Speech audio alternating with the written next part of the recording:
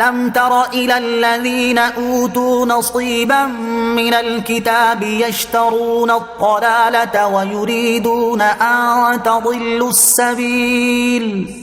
ترجمہ: کیا تم نے ان لوگوں کو نہ دیکھا جنہیں کتاب سے ایک حصہ ملا کہ وہ گمراہی خریدتے ہیں اور چاہتے ہیں کہ تم بھی راستے سے بھٹک جاؤ؟ الم ترى، کیا تم نے نہ دیکھا؟ یہاں یہودیوں کے بارے میں فرمایا گیا کہ ان لوگوں کو اللہ تعالیٰ کی کتاب یعنی تورات ملی، جس سے انہوں نے حضرت موسیٰ علیہ السلام کی نبوت کو تو پہچانا، لیکن امام الانبیاء صلی اللہ تعالیٰ علیہ وسلم کے متعلق جو کچھ تورات میں بیان کیا تھا اس حصے سے محروم رہے اور آپ علیہ السلام کی نبوت کے منکر ہو گئے. اس لیے فرمایا کہ انہیں کتاب کا ایک حصہ ملا. گویا اللہ عز و جل کی کتاب رکھنے کے باوجود ہدایت کی بجائے گمراہی کے پیروکار ہوئے اور اس کے ساتھ اے مسلمانوں تمہیں بھی گمراہ کرنے کی کوششیں کرتے رہے. معلوم ہوا کہ ہدایت کا دار و مدار ہی حضور سید کائنات صلی اللہ تعالیٰ علیہ وسلم پر کامل ایمان لانے پر ہے. واللہ اعلم بأعدائکم وَكَفَى بِاللَّهِ وَلِيًّا وَكَفَى بِاللَّهِ نَصِيرًا. ترجمہ: اور اللہ تمہارے دشمنوں کو خوب جانتا ہے اور حفاظت کے لیے اللہ ہی کافی ہے اور اللہ ہی کافی مددگار ہے. واللہ اعلم بأعدائکم، اور اللہ تمہارے دشمنوں کو خوب جانتا ہے. ارشاد فرمائے کہ اللہ عز و جل تمہارے دشمنوں کو خوب جانتا ہے اور اس نے تمہیں بھی ان کی عداوت یعنی دشمنی پر خبردار کر دیا ہے. لہٰذا تمہیں چاہیے کہ ان دشمنوں سے بچتے رہو. یقیناً اللہ عز و جل ہم سے زیادہ ہمارے دشمنوں کو جانتا ہے، لہٰذا جسے وہ دشمن فرما دے وہ یقیناً ہمارا دشمن ہے، جیسے شیطان اور کفار و منافقین. من الذين هادوا يحرفون الكلم عن مواضعه ويقولون سمعنا وعصينا واسمع غير مسمع وراعنا ليا بألسنتهم وطعنا في الدين ولو أنهم قالوا سمعنا وأطعنا واسمع وانظرنا لكان خيرا لهم وأقوم ولكن لعنهم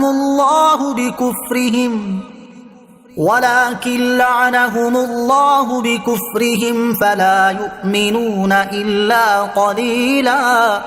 ترجمہ: یہودیوں میں کچھ وہ ہیں جو کلمات کو ان کی جگہ سے بدل دیتے ہیں اور کہتے ہیں ہم نے سنا اور مانا نہیں، اور آپ سنیں آپ کو نہ سنایا جائے، اور راعنا کہتے ہیں زبانیں مروڑ کر اور دین میں تانے کے لیے. اور اگر وہ کہتے ہیں کہ ہم نے سنا اور مانا اور حضور ہماری بات سنیں اور ہم پر نظر فرمائیں تو یہ ان کے لیے بہتر اور زیادہ درست ہوتا، لیکن ان پر تو اللہ نے ان کے کفر کی وجہ سے لعنت کر دی تو وہ بہت تھوڑا یقین رکھتے ہیں. من الذین ہادوا، یہودیوں میں کچھ وہ ہیں. آیت کا خلاصہ کلام یہ ہے کہ بہت سے یہودیوں کی خصلت و عادت نہایت ہی بری اور قبیح ہے. ان میں کئی بری عادتیں ہیں. پہلی یہ کہ توریت شریف میں اللہ تعالیٰ نے حضور سید المرسلین صلی اللہ تعالیٰ علیہ وسلم کی شان میں جو بیان فرمایا ہے یہودی ان کلمات کو بدل دیتے ہیں. دوسری بات یہ ہے کہ جب تاجدار مدینہ صلی اللہ تعالیٰ علیہ وسلم انہیں کچھ حکم فرماتے ہیں تو یہ زبان سے تو کہتے ہیں کہ ہم نے مان لیا، لیکن دل سے کہتے ہیں کہ ہم نے قبول نہیں کیا. تیسری بات یہ ہے کہ سرکار دو عالم صلی اللہ تعالیٰ علیہ وسلم کی خدمت میں کئی طرح سے منافقت کرتے ہیں، جس کی ایک صورت یہ بھی ہے کہ آپ علیہ السلام کے سامنے ایسے جملے بولتے ہیں جن کے دو معنی بنتے ہیں، ایک اچھے اور دوسرے برے. اور ان یہودیوں کا طریقہ یہ ہے کہ ظاہراً تو اچھے معنی کا تاثر دیتے ہیں لیکن دل میں وہی خبیث معنی مراد لیتے ہیں، جیسے کہتے ہیں کہ سنیے اور آپ کو نہ سنایا جائے. نہ سنایا جائے سے ظاہری معنی یہ نکلتا کہ کوئی ناگوار بات آپ علیہ السلام کے سننے میں نہ آئے، اور دوسرا معنی جو وہ مراد لیتے یہ ہوتا کہ آپ علیہ السلام کو سننا نصیب نہ ہو. اور اسی کی دوسری مثال راعنا کا کلمہ ہے، جس کا ظاہری معنی ہماری رعایت فرمائیے ہے، اور یہودی اس کا معنی وہ لیتے ہیں جو شان مبارک کے لائق نہ ہو، حالانکہ اس لفظ کے استعمال سے منع فرما دیا گیا تھا. پھر اس کے ساتھ ہی یہودی اپنے ساتھیوں سے کہتے تھے کہ ہم تو محمد صلی اللہ تعالیٰ علیہ وسلم کو برا بلا کہتے ہیں، اگر آپ نبی ہوتے تو آپ اس کو جان لیتے. اللہ تعالیٰ نے ان کے اندر کی خباثت کو یہاں ظاہر فرما دیا.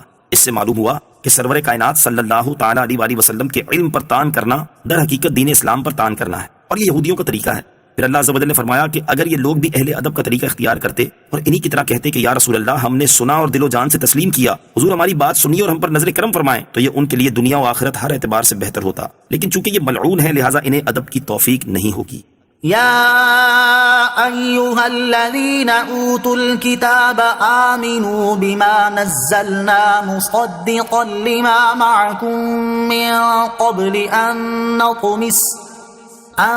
نطمس وجوها فنردها على أدبارها أو نلعنهم كما لعنا أصحاب السبت وكان أمر الله مفعولا.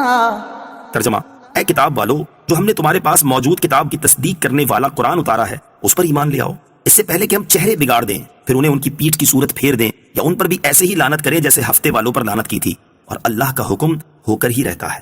یا ایھا الذین اوتوا الکتاب، اے کتاب والو.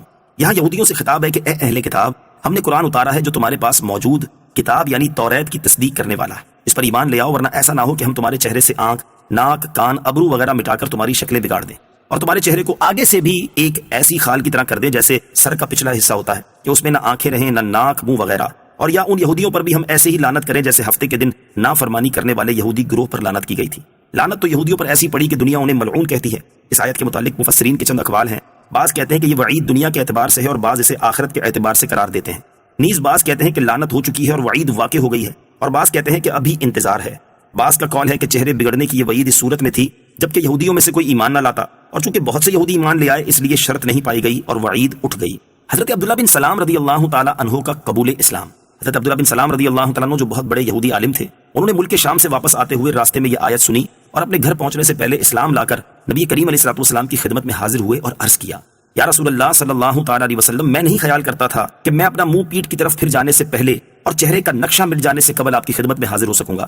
یعنی اس خوف سے انہوں نے ایمان لانے میں جلدی کی، کیونکہ توریت شریف سے انہیں آپ علیہ الصلوۃ والسلام کے رسول برحق ہونے کا یقینی علم تھا۔ حضرت کعب احبار رضی اللہ تعالیٰ عنہ کا قبول اسلام۔ حضرت کعب احبار رضی اللہ تعالیٰ عنہ جو علماء یہود میں بڑی قدر و منزلت رکھتے تھے، انہوں نے ایک رات کسی شخص سے یہ آیت سنی تو خوف زدہ ہوئے اور حضرت عمر رضی اللہ تعالیٰ عنہ کی بارگاہ میں حاضر ہو کر مسلمان ہو گئے۔